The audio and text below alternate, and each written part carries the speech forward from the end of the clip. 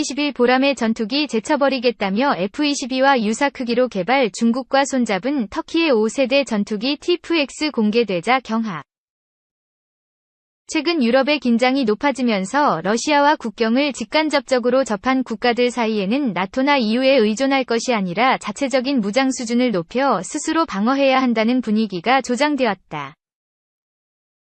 튀르키예는 비록 유럽에 속한 국가는 아니지만 폴란드처럼 러시아와 접해 있으며 그 외에도 적대국들로 둘러싸여 있기 때문에 폴란드가 유럽 관점에서 동쪽의 방파제라면 튀르키예는 남쪽의 방파제라는 말도 있을 정도이다. 이처럼 튀르키예는 지정학적으로 매우 중요한 위치에 있기 때문에 과거부터 미국으로부터 전폭적인 지원을 받아오기도 했다. 최근에는 영국의 지원을 받아 만들던 차세대 전투기인 MMU가 현재 시제품까지 조립이 완료된 상태라고 하는데 이에 대해서 알아보도록 하자. MMU 혹은 TIF-X라 불리는 터키의 5세대 전투기 사업은 2010년에 시작된 대규모 사업이다. 본래 튀르키예는 미국의 F-35,100기 이상을 차세대 전투기로 도입하려 했으나 상당한 고가의 전투기였던 F-35였기에 도입 사업에 대한 문제가 제기되었다. 이러한 상황에서 TIF-X 사업 역시 함께 진행되고 있었다. 해당 사업에는 영국의 대형 방위산업체인 BAE 시스템즈와 롤스로이스가 기술 협력으로 참여해 있다. 다만 사업이 시작되던 당시에는 튀르키예는 이러한 영국 업체 BAE 시스템즈 때문에 곤욕을 치렀는데 당시 전투기 개발에 필요한 엔진 기술의 지분을 소유하고 있던 독일, 이탈리아, 스페인이 엔진 수출을 허가하지 않았다. 또한 튀르키예 역시 BAE에 과도한 기술 이전을 요구하거나 개발 참여 과정에 과도한 비중을 요구하는 등 양자 간의 합의가 내려지지 않은 채 사업 자체가 흔들리기도 했다. 하지만 사업은 계속해서 진행되었고 2023년 TF-X의 첫 비행이 이루어질 것이라 밝혔으며 2025년부터 공군의 인도를 시작하겠다 호언장담했다. 물론 이후 2016년 쿠데타 미수 사건, 시리아 개입 등의 사건이 발생하면서 튀르키예와 서방의 관계가 악화하기 시작했고 사업 역시 미뤄질 수밖에 없었다. 따라서 MMU가 현재 터키의 주력, 하지만 구식이 되어버린 F-16을 대체할 시기는 기존의 2025년에서 2030년으로 딜레이되었다.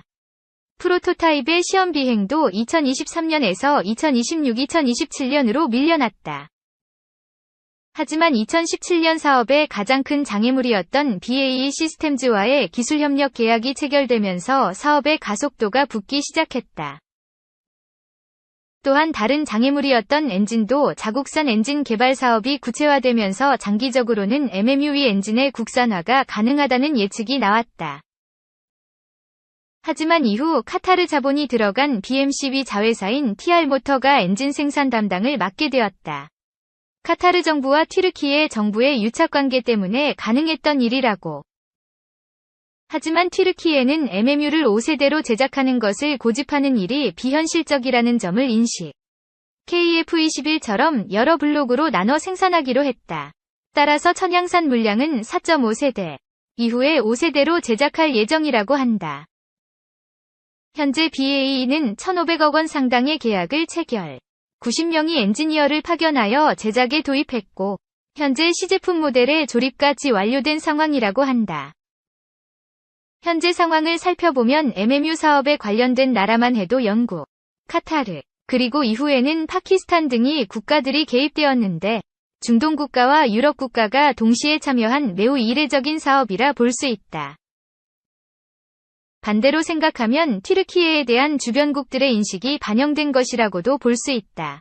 튀르키예는 유럽, 아프리카, 아시아의 영토가 걸쳐있기 때문에 지리학적으로나 국제역학적으로나 상당한 이점을 갖는다. 누군가에게는 튀르키예는 적을 막아주는 방파제이고 누군가는 함께 진출해 나갈 동료일 테니 주변국들은 튀르키예의 군사력 증진에 있어서 적극적일 수 있다. 다만 2010년대에 들어서면서 정치적, 경제적 불안정이 심화하면서 튀르키예에 대한 국제 신뢰도는 매우 하락한 상태이다. 미래의 튀르키예가 어떻게 자국의 상황을 풀어감에 따라 더 경제적으로 차세대 무기로의 무장이 가능해질 것이다. 다만 MMU 사업은 많은 문제를 수반하고 있는 프로젝트이기도 하다. 앞서 보았듯 튀르키예는 BAE 시스템즈를 비롯한 방산업체에 기술적으로 의존했는데 이는 자국산 유인 고정익기를 처음 날린 것이 2013년에 불과할 만큼 기술적으로 낙후된 상태이기 때문이다. 여기에 극단적으로 짧은 개발 기간은 MMU 사업이 현 정권의 치적 쌓기용에 불과할 것으로 추정된다는 의심도 쉽게 떨칠 수 없다. MMU는 튀르키예 공군을 차세대 전력으로 강화해줄 것이고 동시에 유럽과 아프리카, 중동, 아시아의 정치 역학에도 큰 영향을 줄 것이다. 어디까지나 MMU 사업이 정말로 신빙성이 있는 사업이라면 말이다. 아무래도 이른 시일 내에 시제품이 공개될 예정인 것으로 보이기 때문에 앞으로 튀르키예 공군의 행보에 주목할 필요가 있어 보인다. 2. 터키는 자체 스텔스 전투기를 만들 준비가 되어 있을까?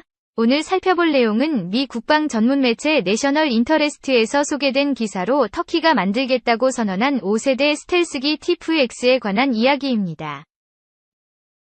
기사의 부제가 바로 Could they do it?입니다. 기사를 읽어보면 사실상 힘들어 보인다는 이야기로 보입니다. 그들이 구상하는 티프-X가 너무 하이엔드급인데다가 거창하거든요. 터키는 2010년 한국의 KF-X 개발에 참여하고 싶다는 의사를 밝힌 적이 있습니다. 하지만 개발 지분의 30에서 40%와 기술 이전 및 KF-X 일부 수량을 터키 국내에서 만들게 해달라는 무리한 조건을 제시하면서 결렬되고 말았습니다. 인도네시아와의 KF-X 사업을 진행하는 과정에 대한 동영상을 만들면서도 느꼈던 사항이지만 외국과의 협력에 늘 걸림돌이 되는 것이 바로 이 기술 이전의 문제라는 생각이 드네요. 특히 터키는 이슬람 국가 중에서는 거의 유일무이하게 서방 세계와의 군사적 협력이 가능한 국가였습니다. 제가 굳이 과거형으로 말하는 이유는 기사에서도 언급되고 있듯이 터키의 에르도안 대통령이 장기 집권하면서 권위주의, 민족주의적 경향으로 강하게 흐르고 있고 이에 대한 유럽과 미국의 반발이 만만치 않기 때문입니다. 따라서 앞으로 터키는 서방 세계의 기술적 지원을 기대하기는 어렵게 되었습니다. 러시아나 중국 기술이 이전될 가능성이 더 커졌다고 볼 수 있죠. 더 상세한 내용은 기사를 통해 살펴보도록 하겠습니다.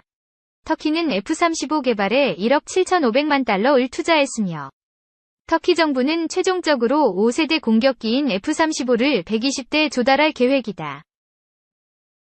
그러나 2013년부터 터키는 자체 국산 티프-X 스텔스 전투기 개발을 진지하게 검토하기 시작했다. 터키는 처음에 한국의 KF-X 스텔스 전투기 구매를 고려했으나 전투기 제작 핵심 기술 공유에 대한 대한민국 정부의 제한적인 입장 때문에 결국 KF-X 구매 계획을 철회했었다.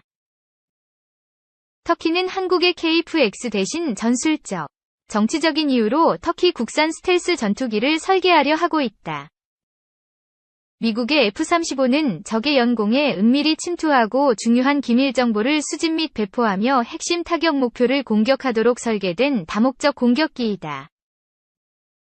그러나 단거리 전투인 근접전에서는 F-35 라이트닝의 스텔스적 특성이 크게 도움이 되지 않는 데다가 평범하기 이를 데 없는 F-35 위 운동학적 성능으로 인해 공중전에서 많은 문제를 유발시키고 있다. 그런 면에서 F-35는 앞서 개발된 F-22 랩터보다 공중전에서 적기를 제압할 수 있는 공중전 능력은 떨어지는 기체이다. 때문에 터키는 공중전 능력에 중점을 둔 공중 우세기를 만들어 F-35를 보완해주기를 희망하고 있다. 정치적인 부분에 있어서 터키 정부는 장기간에 걸쳐 권위주의로 빠져들기 시작했고 터키와 유럽 및 미국은 서로의 외교 정책에서 엇박자를 내기 시작했다. 이러한 경향은 양국 정치인들로 하여금 군사 분야에 있어 지속적인 기술 이전에 반대하는 목소리를 내도록 만들었다. 심지어 터키 정부는 외국인 정치범을 석방해줄 테니 군사무기 기술을 이전해달라는 조건을 내걸었을 정도였다. 현재 이러한 정치 외교적 배경으로 볼 때 터키 정부는 유럽과 미국과의 관계 악화에도 불구하고 그 영향을 최소로 줄일 수 있는 국내 자체 무기 기술과 무기 시스템에 대한 필요성을 그 어느 때보다 절감하고 있는 상황이다. 설계도상의 TAI-TFX는 F-22와 마찬가지로 쌍발 엔진, 단일 좌석이 장착된 스텔스 공중 우세 전투기로서 설계될 예정이며 2차적인 지상 공격 능력도 갖추고 있다. 스텔스적 특징으로는 전투기의 레이더 단면적을 감소시키기 위한 내부 무장창의 설치와 레이더 반사를 줄이기 위한 최첨단 탄소 복합 동체 등이 포함된다.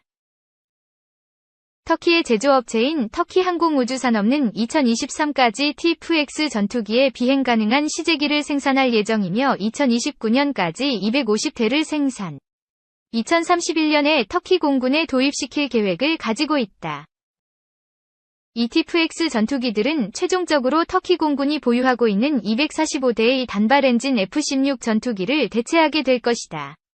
TFX는 터키 F-35와 상호 보완적인 역할을 수행하면서 2070년대까지 계속 운용될 것으로 보인다. 2005년에 설립된 터키시 에어로스페이스 인더스트리즈는 미국의 보잉 혹은 프랑스의 다소처럼 누구나 금방 알아보는 유명한 회사는 아니다.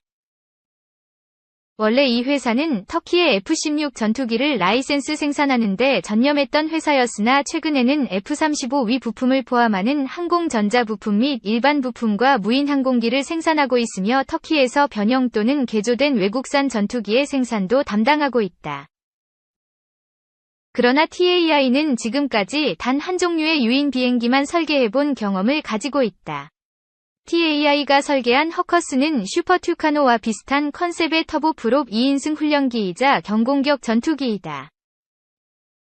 비록 터키 우주항공산업가 F-16의 라이센스 생산 능력을 보유하고 있지만 단독으로 5세대 스텔스 비행기에 해당하는 완전히 새로운 전투기를 처음부터 설계한다는 것은 터키 우주항공산업에 있어 엄청난 도약을 해야만 한다는 부담이 있을 수밖에 없다는 것을 의미한다. 현재 TFX는 비스듬한 꼬리 날개가 있는 F-22와 다소 비슷한 디자인으로 개념화되었다. 스웨덴의 사부사와 함께 개발된 TFX 초기 디자인 개념들에서는 여러 가지 종류의 단발 및 쌍발 엔진 전투기 제품군을 구상했었다. 2017년 1월, 영국 테레사 메이 총리와 터키 타이이프 에르도안 대통령은 터키 항공우주산업의 TFX 탐색 개발에 대한 연구, BAE 시스템즈의 조언과 지원을 얻기 위한 1억 파운드, 한화 약 1,600억에 달하는 계약에 공개적으로 합의했고 후속 계약이 발생할 가능성이 있다. 2018년 2월 터키 정부는 TFX 개발에 12억 달러, 한화 1조 4천억 상당의 자금과 3,200명의 정규 직원을 투입했다고 발표했다.